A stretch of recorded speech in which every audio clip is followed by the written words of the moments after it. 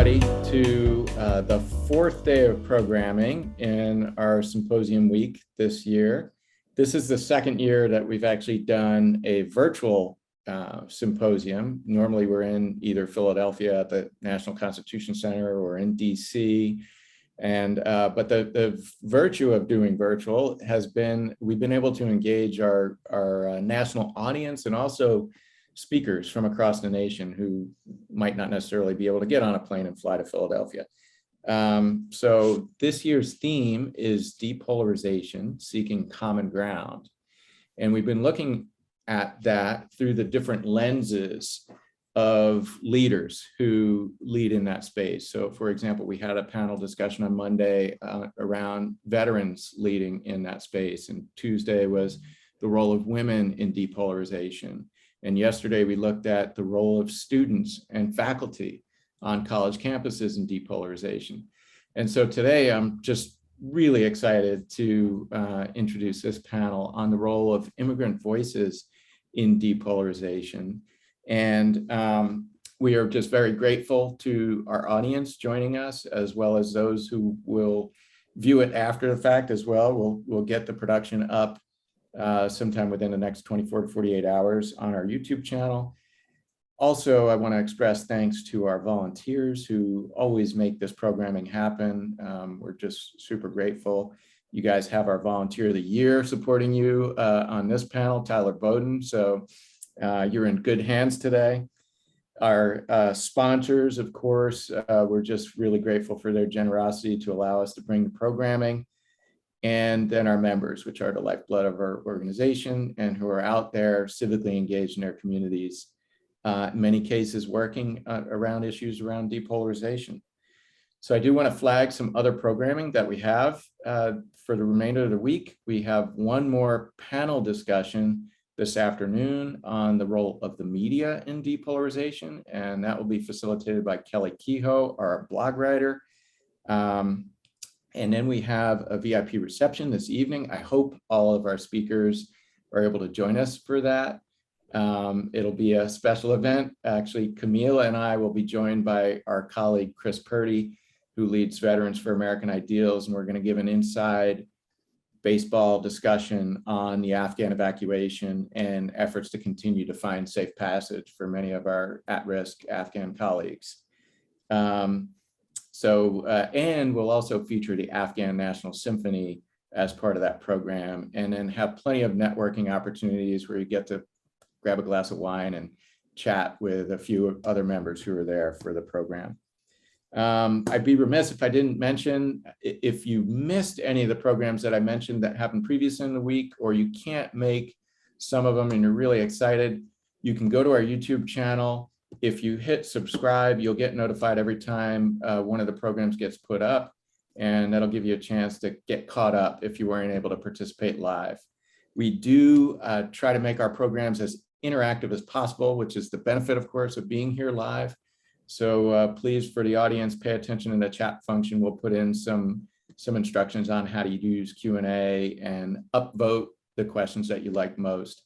But I'm not going to talk about any of that stuff anymore. I want to introduce my good friend and colleague, Camille Mackler, who is the executive director of Iarc in New York City and is just a really important voice in this space. So I'm going to turn it over to you, Camille. I'm really excited about this session. Thank you, Steve, and thank you to everyone at First Amendment Voices. I'm so excited to be having this conversation, and I'm so excited to hear from our panelists today.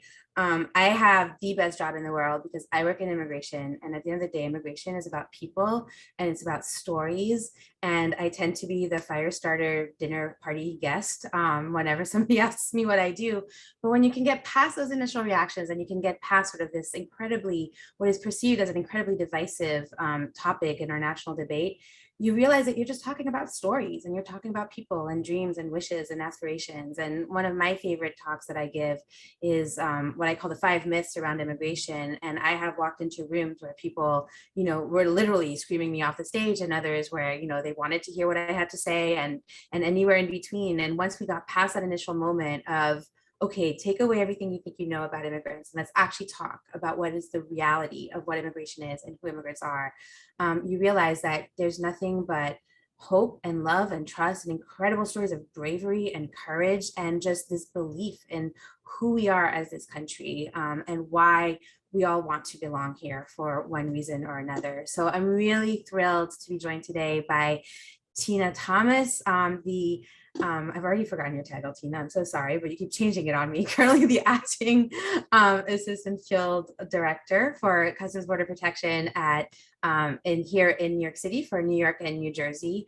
And just the fact I think that Tina and I can be here and not only having this conversation, but have had so many incredible conversations over the months and maybe over now years that we've known each other, I think just sort of speaks to everything I just said. And I can't wait for you to hear from her, from Liz Robbins, who's been my partner in immigration storytelling crime for about a decade, I think now, and who we met when you were at the New York Times covering immigration stories for the Metro section, and now you are the director of journalism partnerships at Define American, and I'm so excited to see how we're going to partner and work on that and really get to a better conversation on immigration. And Wahidullah Asghary, who is from Miri's List, an organization whose services are so critical right now, complementing refugee resettlement and making sure that those who are new to our country and have chosen to make our country home and have chosen to seek protection here are able to feel welcomed and to be supported as they embark on this new journey here in the United States. And I can't wait to hear from all of you. And eventually I hope we will be joined. Here we go. Just on cue, we're joined by Daisy Khan, an incredible advocate and activist who founded the Women's Islamic Initiative in Spirituality and Equality, one of the largest global network of Muslim women committed to peace building, gender equality, and human dignity. And I can't think of a more important role to have right now or more important work to be doing. So thank you all so much for being here. I'm going to go through a series of questions. I've already asked our panelists. You know, I want this to be a conversation for all of you sitting at home in your offices, wherever you are watching this right now. We want you to be a part of the conversation. Please use that Q&A feature. We want this to be as interactive as possible. No one is here to be talked to. We're all here to exchange stories and to get to know each other better. And on that note, I just want to start with Tina, Wahidullah, and Daisy in whatever order you'd like to go. Tell us a little bit about your story and why you chose, because none of you were born here, right? So why did you choose to make the United States your home? Sure, no problem, Camille. Thank you so much, and certainly thank you guys for having me here today. It's always amazing when we have the opportunity to speak and shed some light into the roles that we do in terms of working for the government, but also our individual stories. So as Camille mentioned, my name is TenaVel Thomas. I am currently the acting assistant director for field operations in the New York field office. I'm in charge of the Intel division here, so I am a child of immigrants, right? My parents immigrated to the U.S. I was born on a tiny island, actually in the Caribbean, in St. Thomas. It is a U.S. territory, but my parents weren't born there, so I've seen single-handedly the struggles that immigrant parents have had to go through to be part of the American dream and embrace that. And I think that a lot of that in seeing the hard work from my parents and them instilling that in me is part of what made me who I am today, who oftentimes have been on one hand criticized, but on the other hand kind of made fun of, because my friends and my family always say the only thing you know how to do is work. and that is very much the case for me. I believe in hard work, but also more so in with my position in CBP. I fully believe in the mission of what we do, and being part of the U.S. government and making sure that we could do whatever it is that we can to make this country a safe space, but also to push forth the American dream. So that's a little bit about my story and why it is I do what I do. And a lot of that, like I said, is credited to my upbringing and where I am today. Thank you, Tina. Wahidullah, do you want to go next, or Daisy, either one?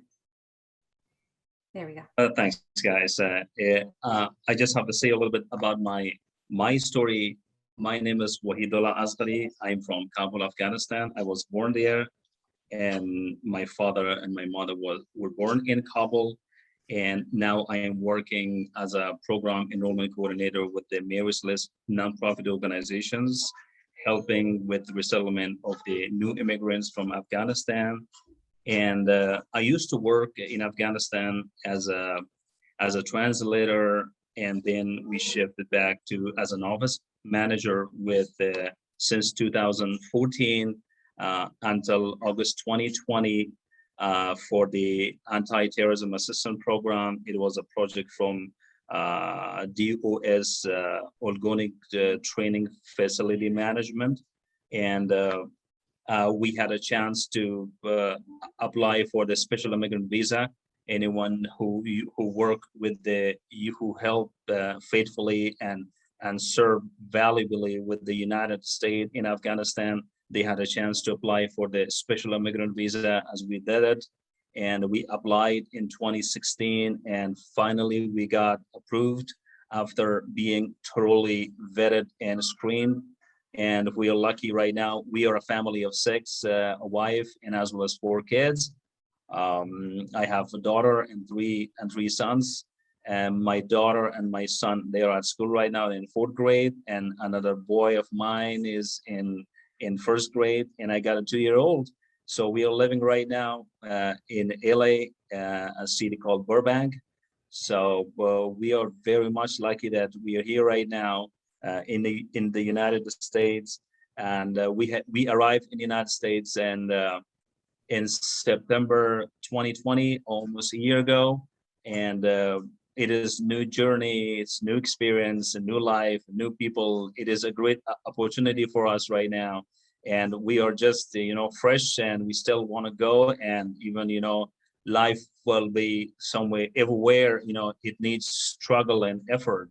So we are happy, and we have found a lot of friends over here, right? And we are very much thankful that a lot of new immigrants who are here right now, they are being supported somehow with the Mayor's List organization, which is a plus point for them and a plus point for the immigrants who are seeking safe haven in the United States.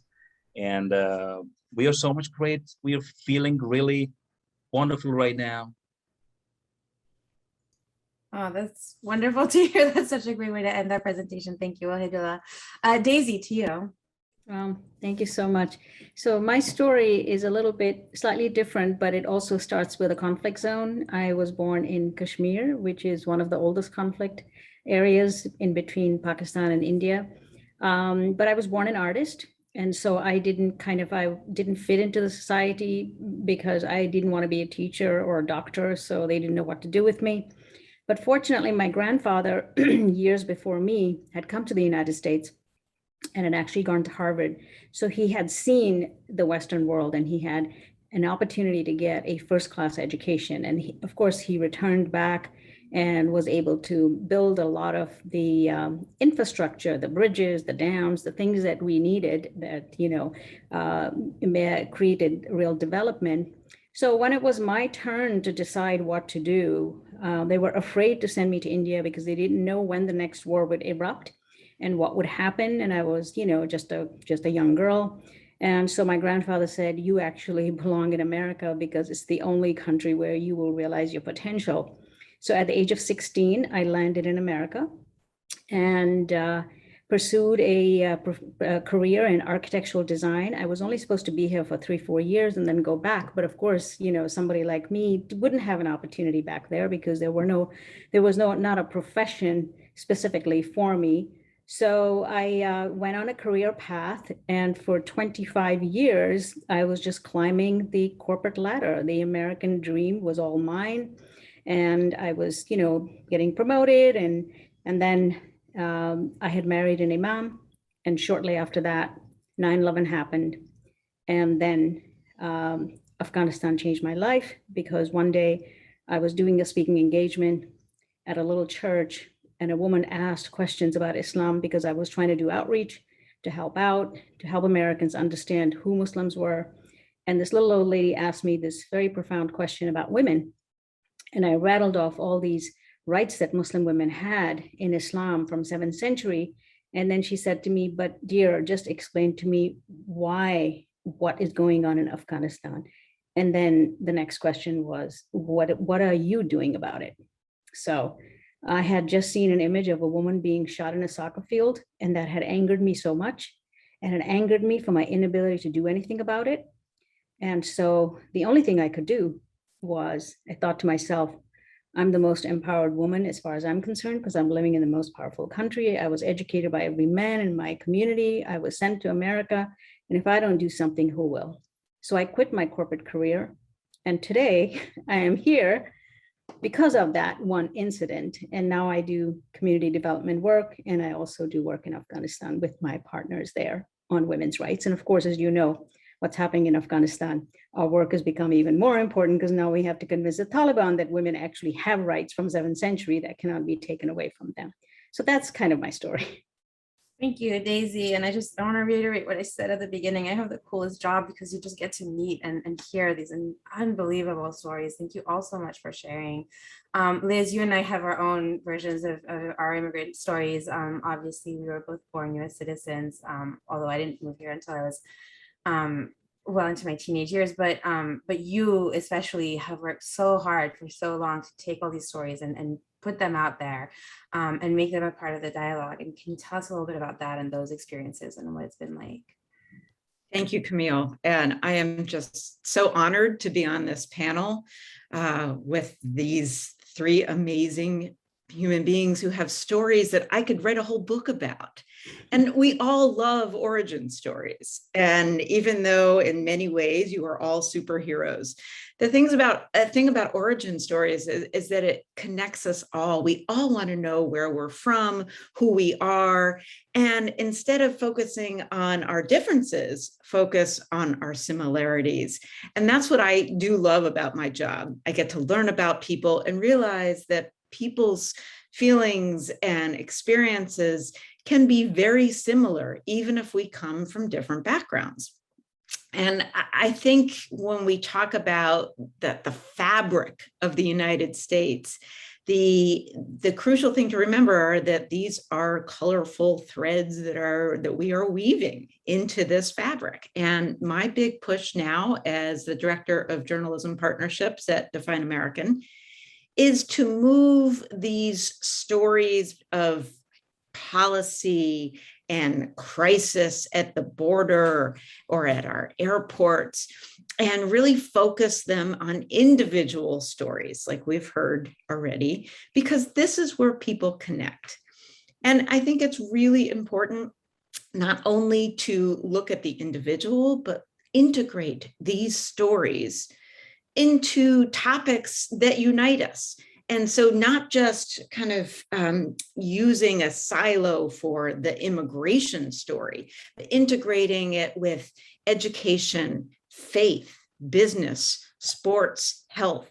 That is the fabric that unites us in these United States. I think really too often the language of immigration coverage focuses on a monolith, as people as a group, whether it be Afghans, Haitians, caravans. And instead, we should focus stories on mothers, on doctors, on students, on teenagers, on social workers, and people, who they are, being specific rather than treating people as a group, because that is what ultimately humanizes people. And I think the really big challenge in any work, my organization, Define American, started by Jose Antonio Vargas, who famously wrote about being undocumented 10 years ago. I think that the real focus and the challenge is to uplift stories without exploiting them, and also not to fall into the tropes of the good immigrant or the bad immigrant, the extraordinary or the downtrodden. We're somewhere in the middle. And that gets me back to what I was saying earlier, and that we are all just people. And we are, I wouldn't use the word normal because none of us is normal per se, but we are the same. And when it comes down to it, we're not a monolith. We each have a story that we want to tell, and we have to listen to one another and not just typecast, but talk and listen and share. Thank you for that, Liz. I couldn't agree more. And so to get to the conversation that this panel is meant to address, which is how do we get to that conversation? How do we see past everything? I want to sort of start by addressing a bit of the elephant in the room. And I'm going to address this to Tina, but I would invite all of you to share your thoughts on this. You know, a lot of times, and especially over the last many years, the flashpoint has been the role of federal agencies and such in this space. And it's often sort of a place where debate and disagreement collide. And I'd love to hear from you, Tina, just from your perspective, right? Because you live both sides, what that's like and what that feels like. Certainly. Thank you, Camille. So it's interesting, as I was listening to Liz talk about how do we wove these those stories into American discourse, right? It got me to thinking that, you know, even being a public servant, of which I am, and in a managerial role, when we take these uniforms off, you know, we're human first before we go out and we do our jobs. And with human beings comes differences. There's diversity in everything that we do, whether we go to the store, where we're from, regardless of what, there's differences. And, you know, with discourse is conversation, right? And I think that that's one of the things that whenever humans are involved, there's going to be conversations about anything. So naturally, regardless of where you work, there's always going to be conversations.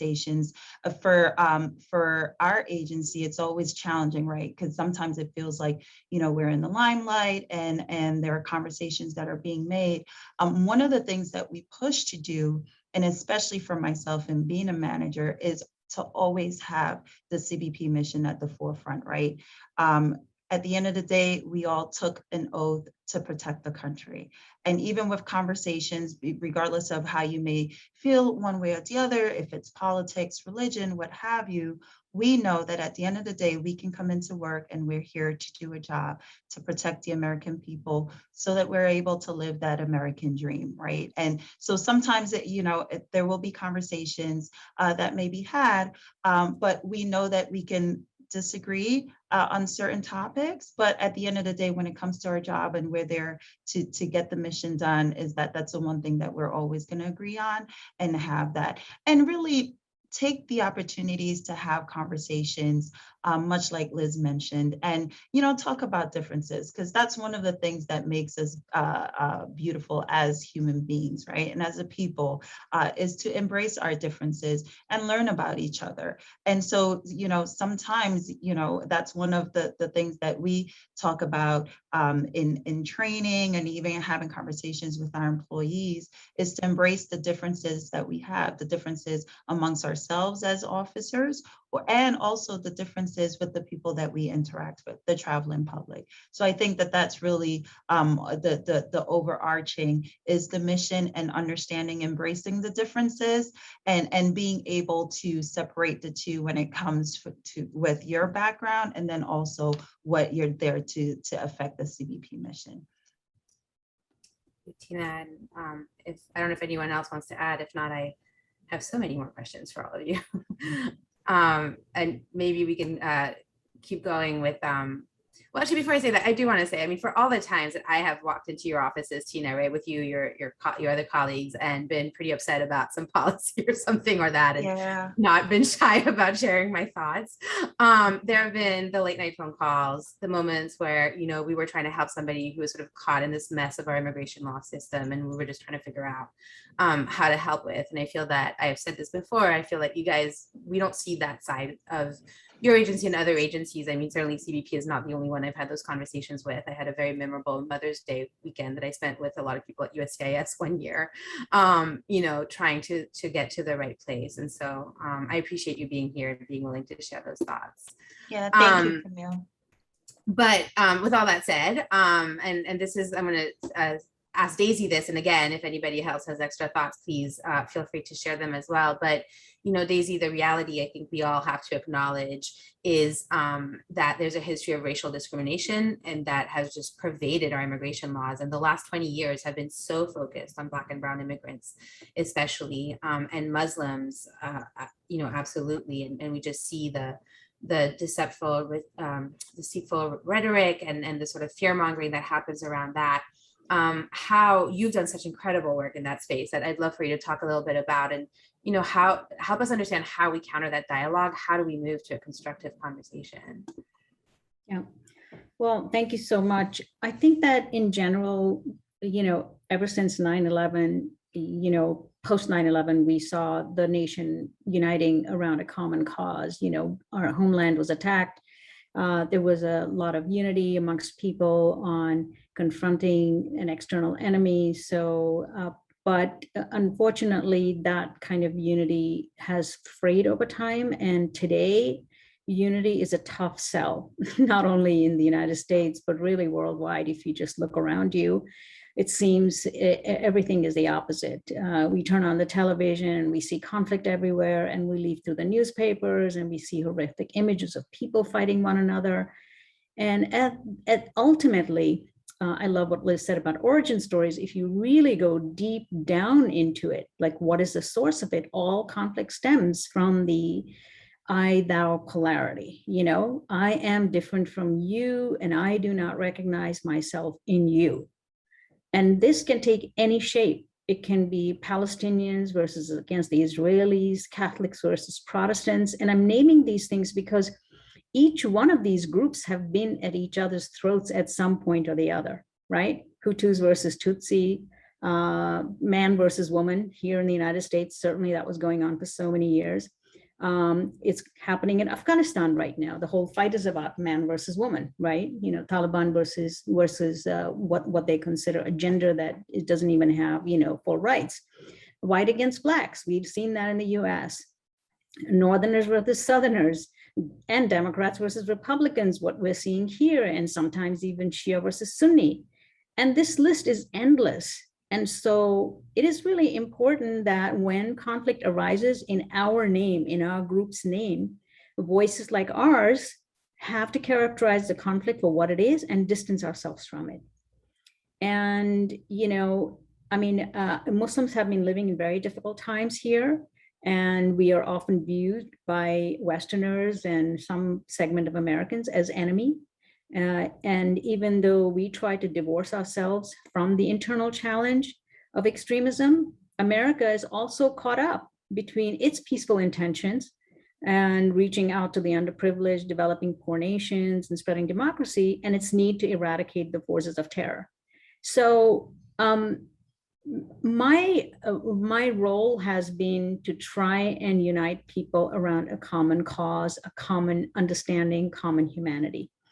And so, you know, unity of belief, unity of purpose, unity of achievement, if those are the things that we focus on, that is practical unity, one where we can build a better future. And we can even reach across aisles to people we might even disagree with, because we have this common belief or unity of belief or unity of purpose. I mean, all of us love America, but, you know, no one loves America. Like, I love America more than I think people who were born here. Why? Because it's my adopted country. It's a country that I have deliberately adopted. I've taken the oath to protect this country. So my love for America is no different than somebody who calls themselves a patriot, or somebody who has gone and shed blood, or somebody who has given up their life. So you know, so we have that in common, and that's our belief, and that's our purpose, is to make this United States of America a place for all, you know, a safety net for everybody, and a place where we can flourish.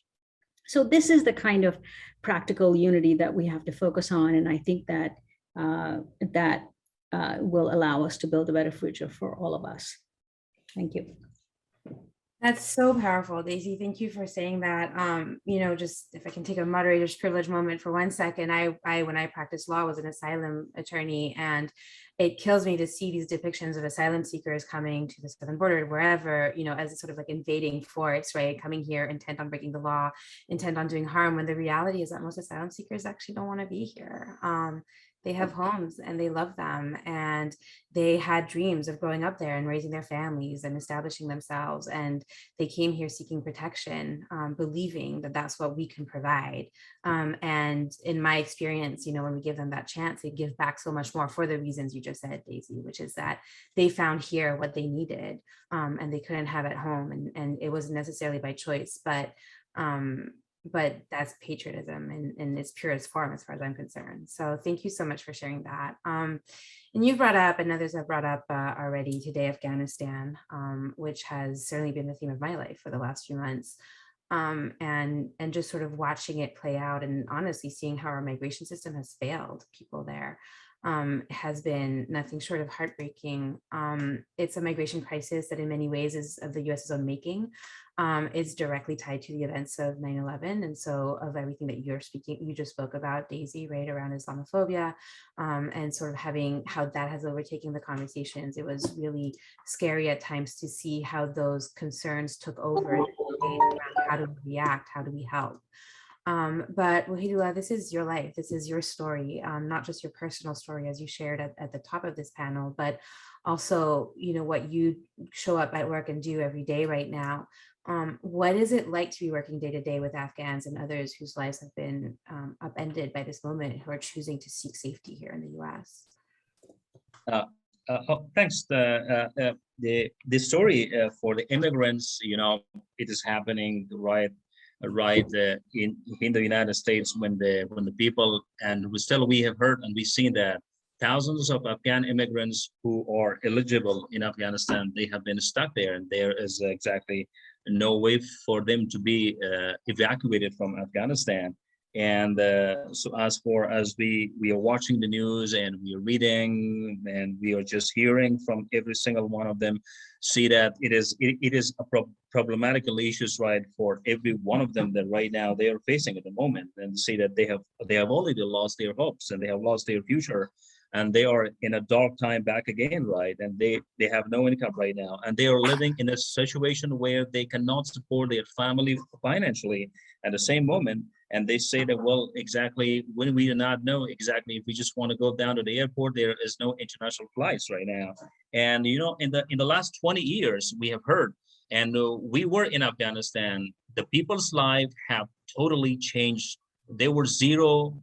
In the 20 years, they have started educating their sons, their daughters, their families, and they have started work and think about their income and their future, right? And now, so when we see that everything exactly gone, and there is a bigger change, and a change of having nothing in their hands, and a change of no idea of freedom, and a change of no idea of feeling independent to live with a family. And the first and the last thing, which is very important, is the women's rights right now, and the girls are not allowed to go inside the schools. So we say that when they are wearing hijab, okay, they are wearing hijab, but the thing is, the male and the females, the boys and the girls, they have the right to be educated and to think about their future, right? And to serve their society in the future, and to help the women and a man who sees that we're right now a family of 1 or 2 or 3 or 4 or money, they all have the rights to just work outside and to right to their education and right to helping the people in their society. So as for seeing that right now, and the people exactly don't trust these guys who are in power right now, these guys who are having something or the weapons in their hands and forcefully force them that we are the rulers, we are the leaders right now. So when the people don't trust them, when the nation exactly stand against them, how country is trying to improve in the future, how hopes will come to them for the people who hope that, well, right now, this is exactly it's gonna happen. And the people, right, who used to work before, they are just right now stuck in their houses. They are just hiding themselves from being known by these guys. It is actually an idea that exactly we talk every single day with exactly. My family is right now in Afghanistan. My mommy, my daddy, and my brother and my brother-in-law. They are doing nothing, right. He was single. I just call him, right. What's going on, buddy?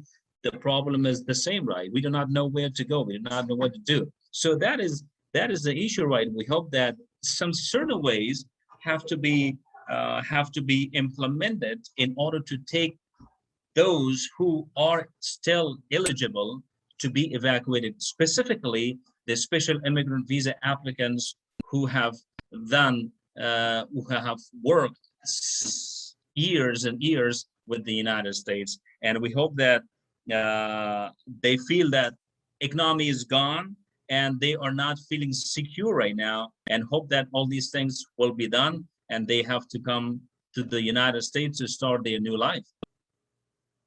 And if I could, Wahidullah, just actually sort of expand on that a little bit, where for those who are here or those that you're working with, and maybe it's not Afghans yet because we're still pretty early in that resettlement process, but others that Miri's list works with, what has been your impression of the reaction of the volunteers and those who like donate to your organization in terms of how it affects them to work with these populations that they may not, these communities rather, that they may not otherwise usually be? Yeah, the organizations I'm working right now in the Afghan immigrants, especially I'm having my coordination with the Afghan immigrants. We have seen in the year 2020 and as well as in this year. And when there are some donors who support and who donate something to the organization, and through this we just want to go and just do our coordination with the immigrants, and for example in couches, beddings, something essential needs that they first need them in their houses for the very first time, because those immigrants, when they are here with nothing.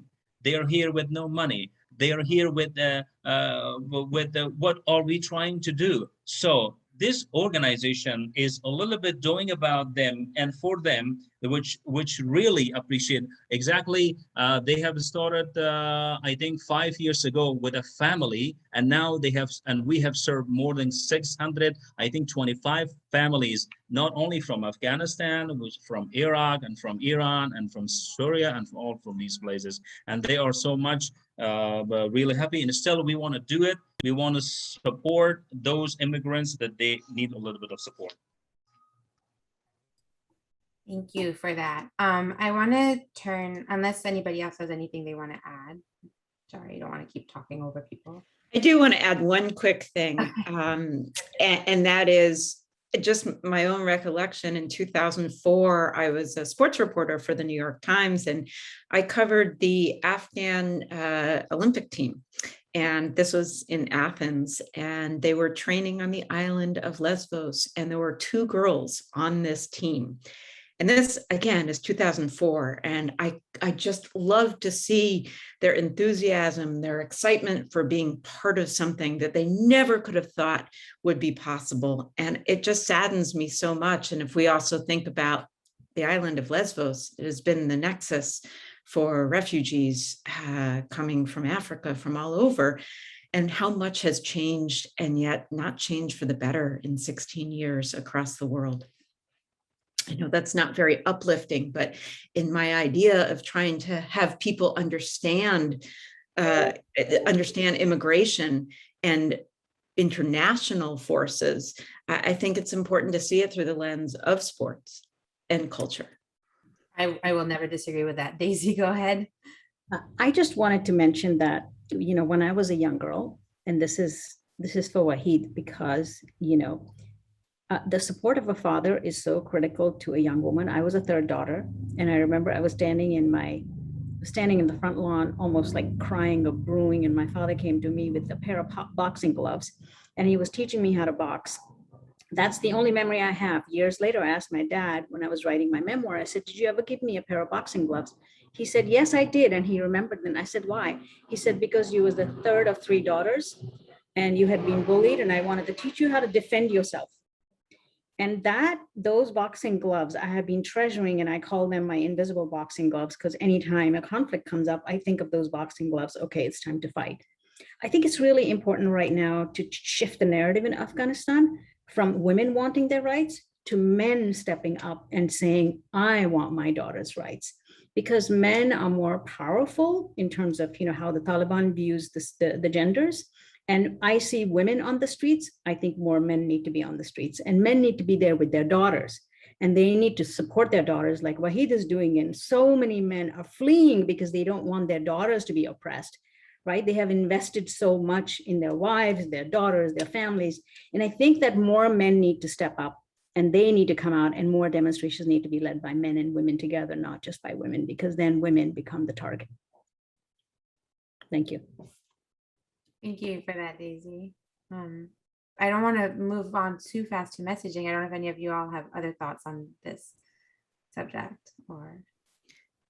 I'll just say one more thing that goes hand in hand with messaging, and that is really to remember, and there have been many stories about this in the last 2 weeks, that the resettlement of Afghans really does have strong bipartisan support, despite what is the images and the rhetoric that you are hearing, say, from Fox News. You do have this bipartisan support, and it's across faith-based organizations, since they are so central to resettlement efforts, and in the community as well. So I do think that this is a way that United States and Americans can unite around helping people who, are victims of a war. Tina, did you have anything you wanted to add, or? Yeah, I think I was going to, just add to what Liz said. I mean, she's 100% correct. I mean, one of the things that we've seen, with the resettlement is an all of government approach, right? And, it's entities beyond just within law enforcement agencies that we're assisting. And, I, even in my role when I was the acting court director for JFK, I mean, we didn't necessarily have any flights that came our way, but I know that there were multiple conversations that I was having on a daily basis, sometimes 3 times a day, with different stakeholders, from the airline carriers to people who were reaching out and say, hey, we want to be able to assist. Is there anything that we can do? I mean, just really have an open dialogue about that very topic. And I think it's one of the things that, we embrace. And certainly the theme of the conversation that we're having today is, to value what it is that immigrants bring here. And at the end of the day, as America, as a culture, and what we're built on, our very foundation is to embrace and help as much as we can. So we certainly saw that with this operation as well. Thank you all. And I would love for us to sort of get away from this idea that immigration is a political issue, right? That, like, depending on what side of the aisle you might fall on. I mean, we all have these values, and we all share this country together. And my experience has been that when you start having a real conversation on immigration, one that actually addresses the issues as they exist, and the people, as they live these experiences, it doesn't matter who you voted for, or what party you're registered with. Like, it really doesn't. We sort of hang on that, in the news headlines on both sides, right? And at the time of elections and such. But it's, in my experience, having gone into some pretty deeply conservative areas and living in a pretty liberal part of the country, you have the same conversation, because it's about humanity, it's about dignity, it's about hope, it's about all of that brought out. And I'm just so grateful to all of you for being here, and having this conversation with us today. And that's probably a really good pivot. So Liz, I wanted to ask you a little bit about messaging, and you had shared with us a TikTok video that Defiant American has put together that I want to share very quickly before we go to the question that I want to ask you. Hello, it looks like you've been watching news coverage about the U.S. southern border. Have you noticed a common theme? Crisis, wave, surge. These terms make immigrants seem like a dangerous force to be feared. Recently, we analyzed the ratio of negative to neutral terms that news outlets used. We found some troubling results. TV news was 2.5 times more likely to use negative terms than newspapers. Local papers close to the border use neutral language about 25% more than national papers. CNN used 15 times more negative words than PBS NewsHour. Dehumanizing metaphors are not new. We saw anti-immigrant rhetoric make waves in the early 1900s. Words matter. After the backlash from those surge and crisis headlines, President Biden retreated from his promise to accept more refugees. Define American is committed to studying and combating the use of this negative terminology. Like this content? Hit plus. Thank you, Liz, for sharing that. And as I know this is something that's close to your heart as a journalist and myself as a daughter of two journalists who understand that words matter. And that's been a long time campaign for Define American to talk about, how do we speak about immigration, right? What are the messaging? How do we portray this in the media? So what are some lessons learned from campaigns like these and from others? And thanks so much, Camille. And Daisy, those were your boxing gloves there. I thought of you in the final shot. So I would say the theme that we say at Define American is if you can change the narrative, you can change the world. And yes, words do matter. And I really like too what Daisy said about practical unity. And so what's practical? Language. And we're seeing this now. This word surge keeps coming up. And we saw it in March. We saw it with arrivals of Afghans, and we're seeing it with Haitians at the southern border. And nautical terms that really group people together again as a monolith are supposed to invoke fear. So let's take a look at language and use more neutral language. And I've actually seen articles that are starting to do a better job of influx or large numbers. They're not as sexy, but they actually, or sensational, but they're accurate. And so words matter.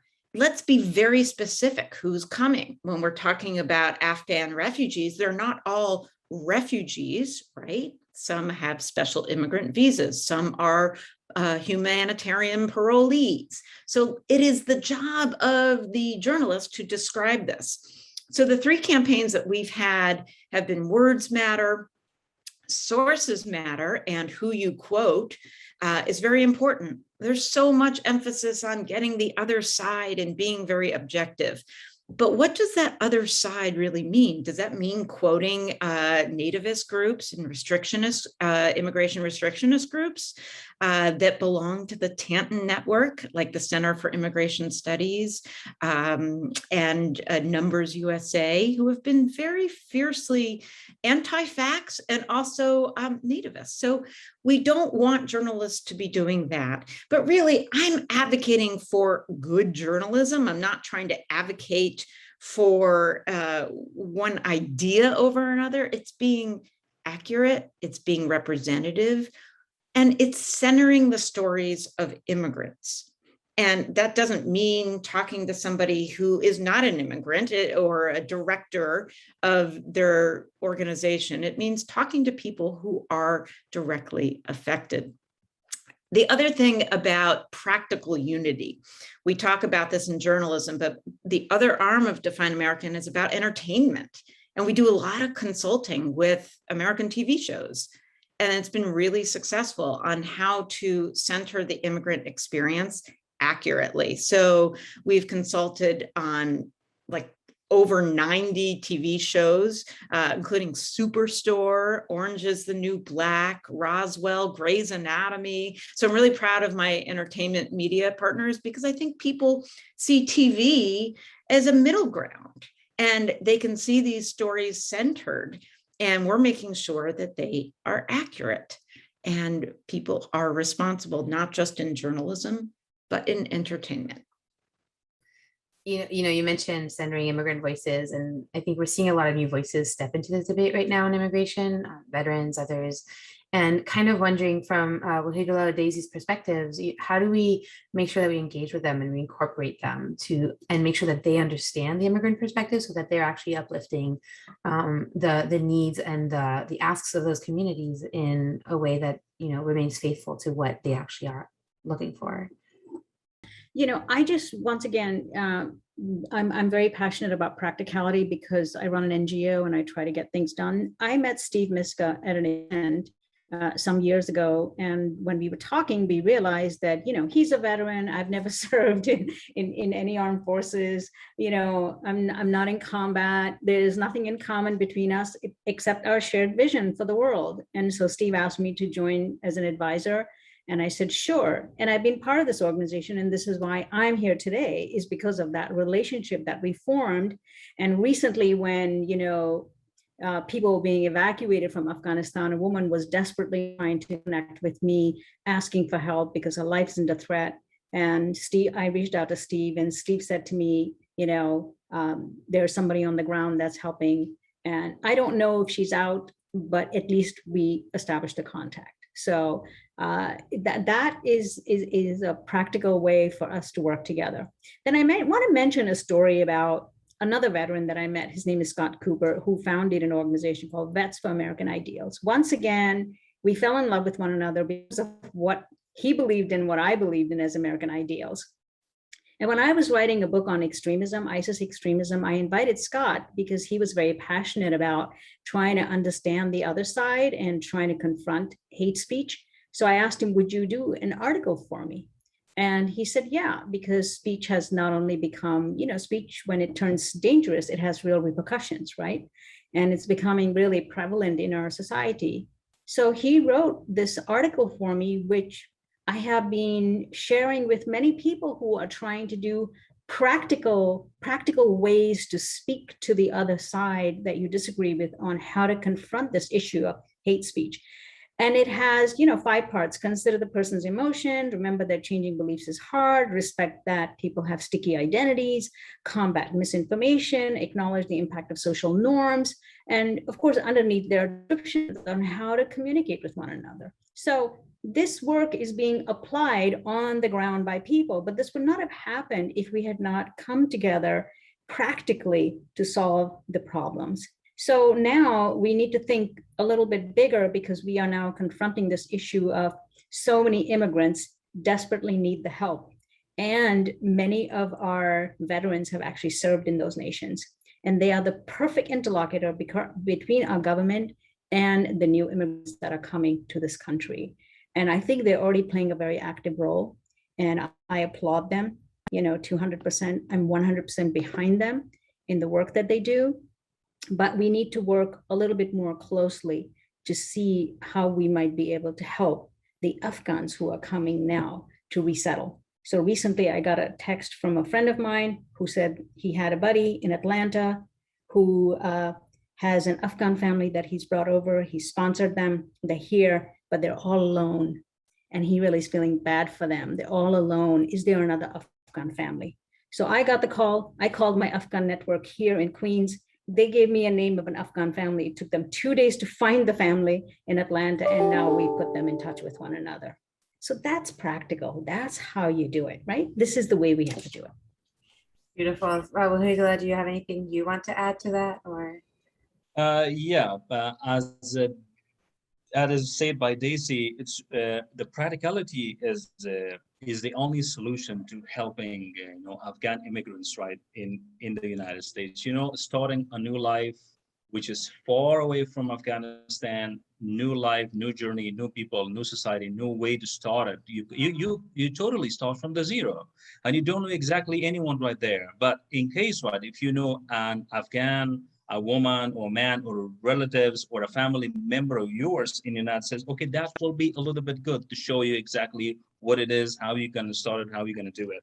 And it is really, the Afghan immigrants really needs some sort of motivations, and it needs understanding how exactly human beings, for example, an Afghan immigrants who come from a land of a war, who come from a land of nothing, who come from a land of where no one exactly feels they have no rights to start their own life or to exactly run it. To see that, as I said, in the 20 years, it's all gone. So how is this trying to happen, right? When these eligible people are trying to start a new life over here, right? It needs some sort of idea that anyone who knows, or anyone who has got some sort of feelings, or anyone who needs to show them some directions about when you're going to start a new life, You need to follow all these rules and regulations because, for example, the example I just exactly learned practically in my own life over here in the United States is taking a driver license is not easy at first, you know. But on that case, right, so when I came here, right, there is no rule down in Afghanistan. You just want to go and drive it, and there is no up and down that you have to think about it all the way. But over here, right, I feel so many times that, even though I have been a driver for a very long time in Afghanistan. So it is only an example. There are hundreds of these examples. There are hundreds of those immigrants. They have faced many challenges over here. And now it is exactly, we need an idea. An idea really change someone's life. And an idea of what? That you can just, as let's say, words really matter. When your words really matter, your action really matters too. That's why action speaks louder than words. That is exactly everything for every man and woman who is seeking protection, who is seeking a place where they can start a new life with a family or with their relatives, or exactly, it is all exact, it happens, right? And you know, as I came to the United States, it was really not easy at first for me. So now it is a year, there is a big change I see. I got friends, I found friends, I learned a lot of things, and still I'm learning. So, but we are hard people, you know, so we can do it. Human beings change the world. They can change it anytime, anywhere, and with anyone. So feelings and, you know, having their core coordination and support and understanding and a way to do it practically, it really impacts everyone and every man and woman in a right way. So what I really believe, and it is happening right now in the United States, and we are so much lucky.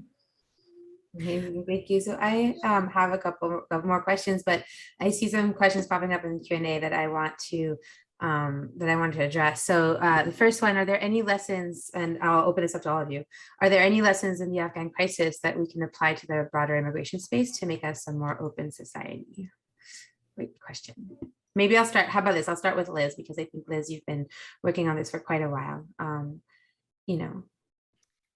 Right. I mean, I've been covering refugee crises since Syria in 2015. So, I mean, there are several lessons, and that is focusing on the humanity of people who are coming. But also focusing on the community efforts. Daisy, I'm just so heartened by hearing how you really use people in the community in your context to connect everyone. I mean, you're in Queens and New York, and yet you've got contacts in Atlanta. People want to help, and that's a good story. I mean, I know that there's so much news that is not uplifting, but that is uplifting. And it's also not being sentimental. It's just showing what the community can do if they all work together. Actually, Wahidullah, I think would be a great idea is to have driving lessons or driver's ed classes for new refugees, both in LA, because you've got 6 lanes that you have to drive, or in New York City, because those may be the 2 hardest places, although Boston drivers may disagree. But let's find this commonality. I think for reporting, it is, again, language and looking at how can we describe people with specificity, you know, trying to really understand who they are rather than a group of people. And I would also add, there's a real challenge for reporters to talk to immigrants no matter who they are, because people are afraid of giving their names. And so with journalism, there's not as much trust today in the news and reporting. And the more you can use people's names, full names, that does give a sense of trust, but also respecting immigrants if they do not want to give their full name. So you want to be specific without also endangering people. And I think that listening between reporter and subject as it is, to have this respect for one another. Those are the lessons I have learned. Thank you. I don't know if anyone else wants to jump in before I move on to the next question in the Q&A? So, I wanted to mention this notion of, words do matter. And do you remember a while ago, there was this term that was being thrown around called chain migration, which actually refers to an immigration path to US soil based on family ties rather than strictly on the merit of the individual? Well, I am a product of chain migration and I'm a proud American. And, but with hard data and personal stories, we can show people, at least I do this in my own lectures, I show people how chain migration has always been part of American cultural fabric. And if properly managed, it'll continue to keep our society on the leading edge of innovation, culture, and business. For example, 40% of immigrants start new businesses. They're at the forefront of this entrepreneurship, which we so value in this country. All tiny little businesses are started by, mom and pop shops are started by new immigrants because they have a need. The community has a need. So I think that these terms that are being thrown around by politicians and then seized by the media, because the media loves like a little caption, need to be deconstructed. And Liz, you should be out there. This is like your work, and people like us can prevent real practical, stories of how these terms that are being thrown around as scare tactics are in fact actually very positive for America.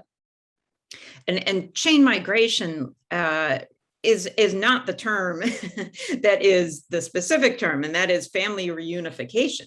That Right. is what the legal term is. And so we have to be very conscious of that. And let's not forget, I was at 26 Federal Plaza the day that Melania's parents were becoming naturalized. And so we talk a lot about chain migration, and that was it in action. So yes, words like that do matter.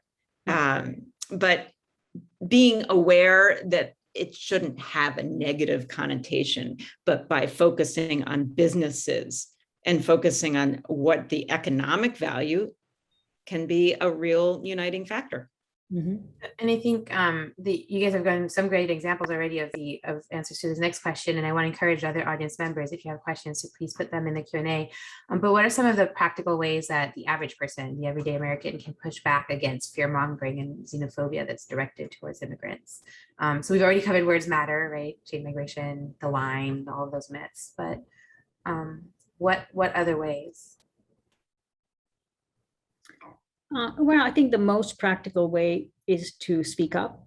And, somebody was mentioning the other day on the issue of environment, like you can't change the whole environment. You can't do this. You can't do this. People always say it's too overwhelming. I can't change my lifestyle.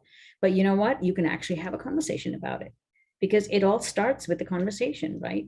So you can challenge somebody's thinking. You can say, well, have you thought of it this way? That means that the person actually needs to do some research to find out the truth, or to find more accurate information, to just have little baby conversations, so that the conversations themselves then have a ripple effect. Not having a conversation is letting that issue just, into the hands of those who oppose you. Yeah, I feel like the last few years of my life have epitomized, like different differences are made by people who show up, or whatever the expression is. But I mean, just come forward, I think, and learn, and be in panels like today, and, question everything, I think, and especially question your own assumptions. And Tina, we haven't heard from you in a while, so I wanted to ask you, what are some of, in your mind, because you've taken what I think would potentially be viewed as a untraditional career trajectory, right, for someone with your history, and you've done it in an incredibly committed way. I mean, right, basically your whole life up to date. What do you think are some of these like building blocks, these common themes that we can work on to sort of expand on, and get to this better conversation? It's interesting, Camille, because as I was listening to everyone talk, I think we covered a lot of those themes already, right? I smiled when Daisy said conversation, because it really is conversation, open and honest dialogue, right? Transparency. And, for me, not too many people in my family are law enforcement driven, and I'm the only one in my family that that works for immigration, as my family calls it. You know, so it's very different. But you know, in all seriousness, you know, my family supports the job that I do, and you know, for them, you know, being immigrants themselves, and you know, going through the process and coming here to the United States, and you know, they are, you know, the typical family who works into entrepreneurship, and knowing that they had to go into business for themselves and make it a better America that for their kids, you know, bring a bigger life for their kids. So I think that's one of the things where, you know, just seeing the differences that we all have, have an open, honest discussion, and also education as well too. I think people are afraid of what they don't know. And I think that's just something with humanity in general. So I think the more that we can have conversations about it, the more that we can, you know, educate as much as we can, and really tap into our differences. And by doing that, I think it's one of the things that we can recognize that we're a lot more similar than we honestly want to admit, sometimes that we can recognize. And so I think, you know, certainly those open, honest discussions. I think also community outreach is something that's big. That can be done amongst, you know, those who live in different communities, or even for other agencies as well who assist the immigrant population, right? And you know, for someone, you know, in my position, Camille, you know that I believe in community outreach, and especially when it comes to people understanding the mission of CBP and what it is that we're here to do. I think the community outreach is a big part of that. I mean, I don't think either one of us would be here if you didn't believe in community. Yeah. And those of you who missed at the beginning of the panel when I was like, hey, Tina, invite me over to lunch because I love the view from your office. Liz, you had something you wanted to say? I can't resist asking a question. Sorry, the journalist in me. TenaVel, I'm so excited to hear about your own background. Does that, being an immigrant, does that inform your job? Like, do people know that you are an immigrant? Does it come up? Do you bring it up? How does it help your job? I do actually, and I speak openly about it, because I think it goes back to one of those things where, you know, I always say that I'm a proud Caribbean, right? Born and raised on an island, albeit the island that I was born in is a U.S. territory, but understanding the differences of what my parents brought to the country, and what cultivated the person that I am today. And so I speak on that, right? And I think that it is important to share those differences, because again, I think people fear what they don't know. And so when you have open discussions on it, and you know, especially for someone like myself, who, you know, a minority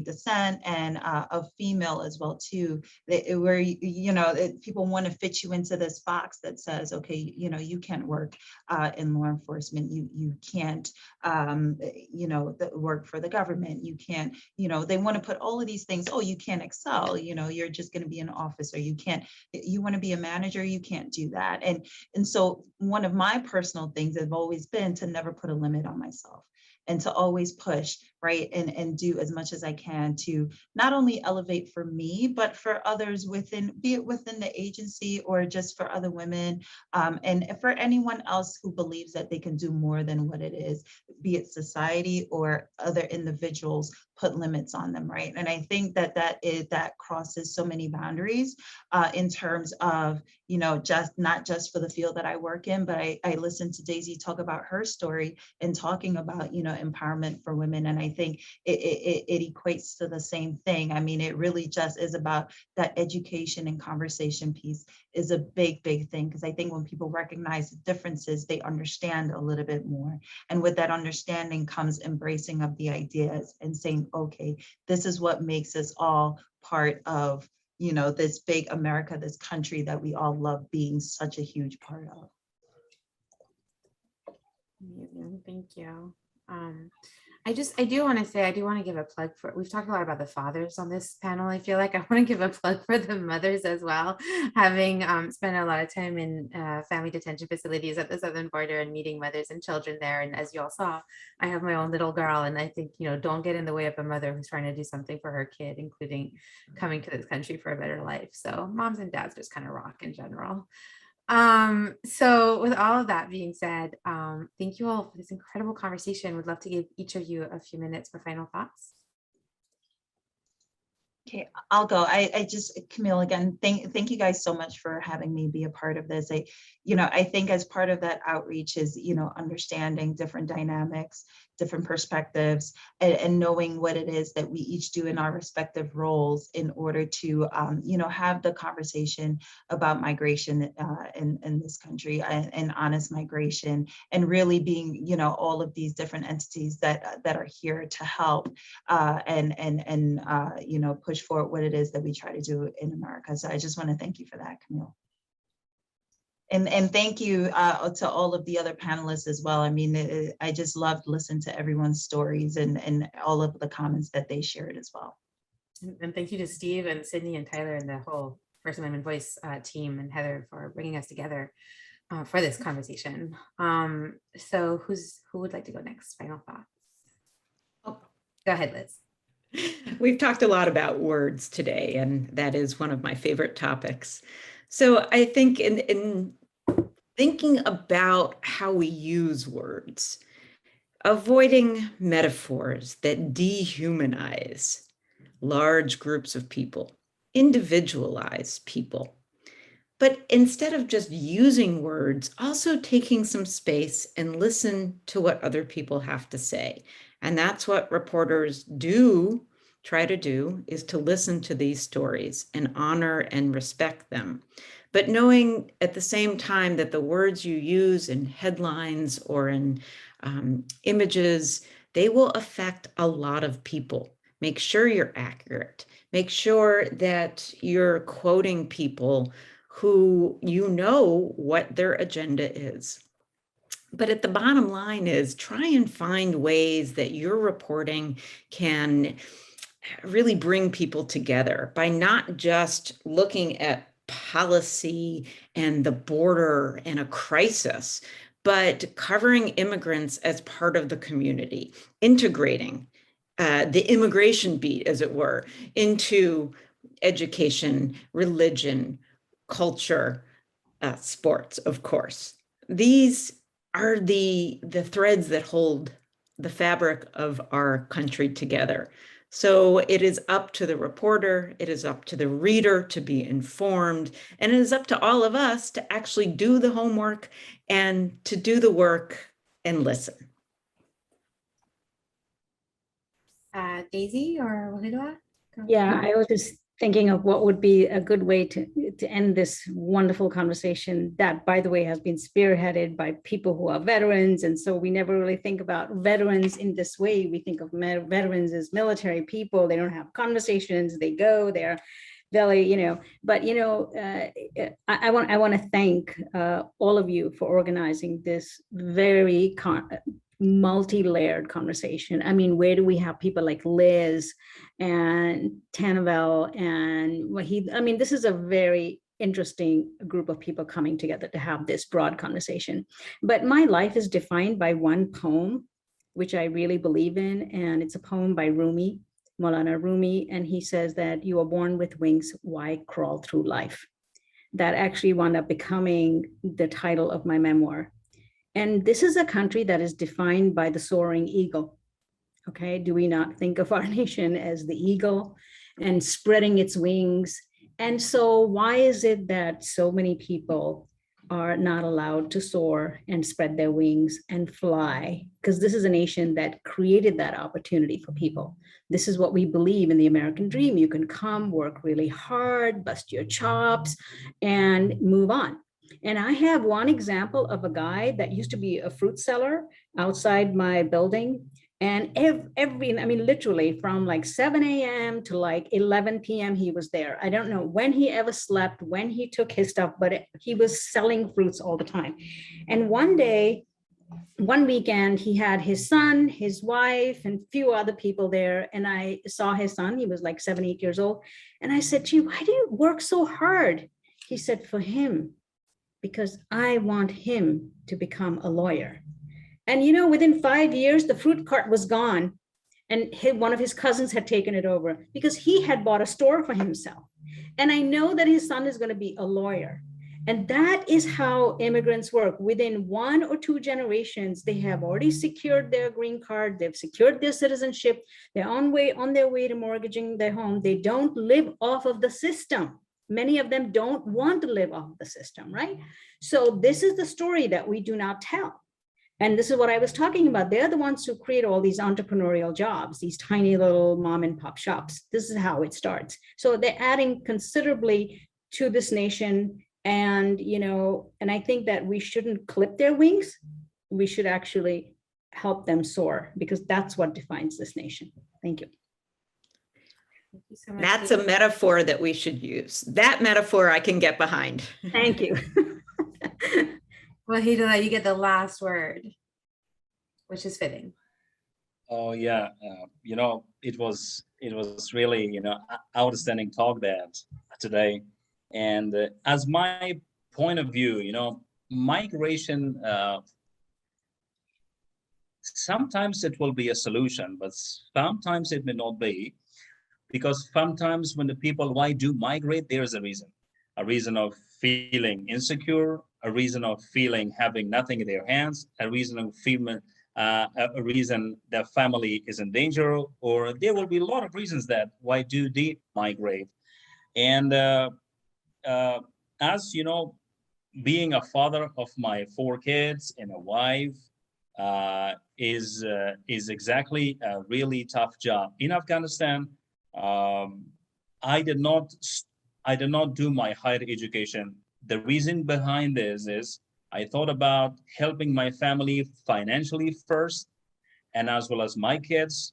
They have the rights to go to school. They have the rights to be educated, and they have the rights that I have to take care of them day and night, because it is on us. And I send them, and I still want to motivate them that you people want to be whatever you want to be. You want to be a doctor, you want to be an engineer, you want to be an officer, or you want to be a politician, or you want to be someone. Think about it right now. So you're a kid, maybe, right? You may not think that, well, daddy, I want to be someone, but no, what is exactly you think about it to be maybe after 10 to 15 to 20 years? Yeah, I live that right now.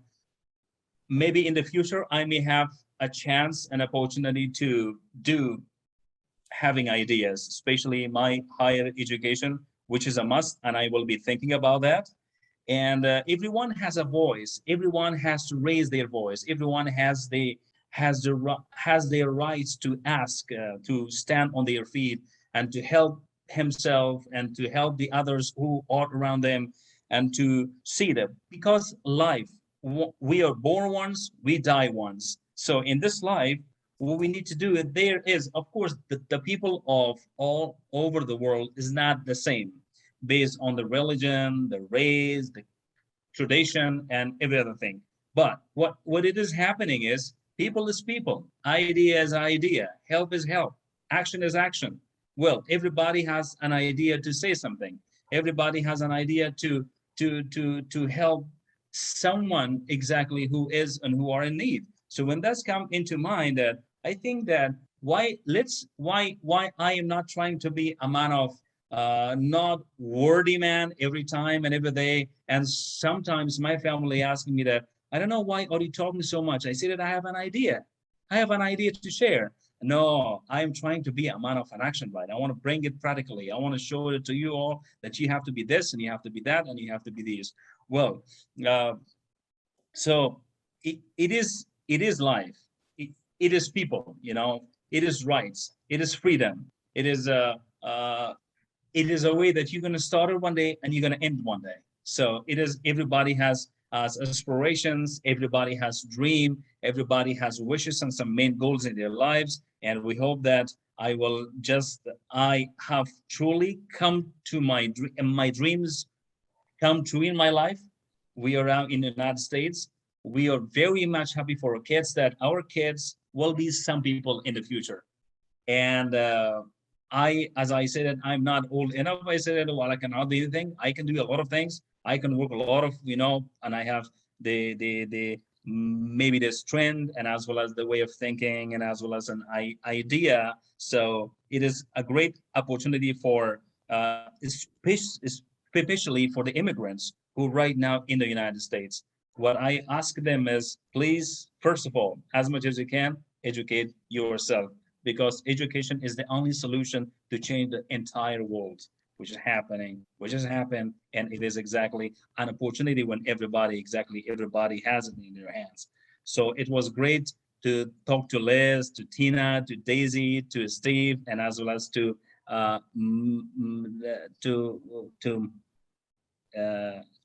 you and to everybody. It was great talk, and we have learned a lot of things. And we hope you all have amazing day and night. Wish you all the best. Thank you so much. And thank you everyone for joining. This was an incredible conversation. I'm so humbled and thankful to have been a part of it. And thank you to FAV for hosting. Have a great day, everyone. Thank you so much. Bye-bye.